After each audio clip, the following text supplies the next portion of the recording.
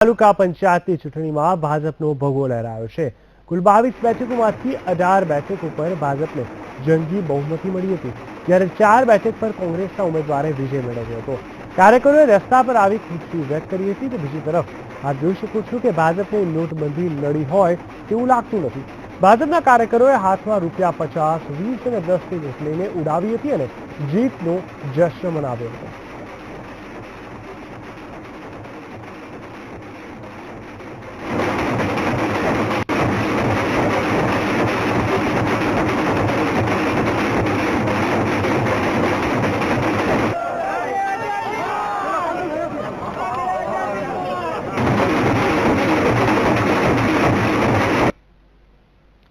પંચાયત અને નગરપાલિકાની ચૂંટણીમાં ભાજપને મળેલા જ્વલંત વિજયને પગલે રાજ્યભરમાં કાર્યકર્તાઓમાં ઉત્સાહનો માહોલ છે, ત્યારે ગાંધીનગર કમલમ ખાતે પણ કાર્યકર્તાઓએ ઉજવણી કરી હતી। આ પ્રસંગે આવેલા મુખ્યમંત્રી વિજય રૂપાણીએ પક્ષના નેતાઓનું મોઢું મીઠું કરાવ્યું હતું। મુખ્યમંત્રીએ ભાજપના આ વિજયનો સંપૂર્ણ શ્રેય પ્રધાનમંત્રી નરેન્દ્ર મોદીને આપ્યો હતો।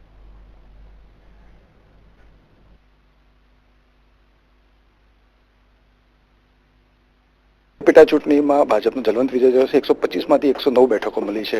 રાજ્યના મુખ્યમંત્રી વિજયભાઈ રૂપાણી આપણી સાથે છે। વિજયભાઈ, સૌથી પહેલા આ જે જલવંત વિજય છે એનું આપ કોને શ્રેય આપશો? આ સંપૂર્ણ શ્રેય કેન્દ્રની ભાજપની સરકાર નરેન્દ્રભાઈ મોદીએ લીધેલા પગલાને છે। જે બે પગલા મહત્વના, એક તો ઉરીની ઘટના પછી સર્જિકલ સ્ટ્રાઇક્સ અને ત્યાર પછી કાળા ધનનો સફાયો કરવા માટેના નોટબંધીના પગલા, લોકોએ એને જન સમર્થન આપ્યું છે। ચૂંટણીમાં કોંગ્રેસનો સફાયો થયો છે, એટલે હું માનું છું કે આ નરેન્દ્રભાઈને સંપૂર્ણ શ્રેય છે। આંતરિક પ્રશ્નો છે અને સામસામે જૂથબંધીમાં દરેક તાલુકા પંચાયત, જિલ્લા પંચાયતમાં કોંગ્રેસ અત્યારે પ્રજાનું કોઈ કામ કરી રહી નથી। એવા સંજોગો જોઈ અને ખાસ કરીને વડાપ્રધાન શ્રી નરેન્દ્રભાઈએ 500 અને 1000 રૂપિયાની જે ચલણી નોટો રદ કરી અને કાળા નાણાંને નાથવા માટેનું જે આક્રમક ઐતિહાસિક પગલું લીધું, એને દેશની પ્રજાની સાથે સાથે ગુજરાતની પ્રજાએ પણ આવકાર્યું છે।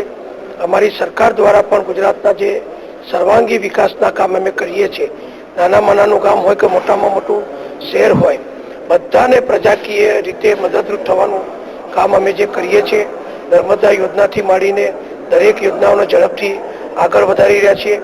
શિક્ષણ, આરોગ્ય, પીવાનું પાણી, રસ્તા, વીજળી, આ બધી સુવિધા વધારી રહ્યા છીએ।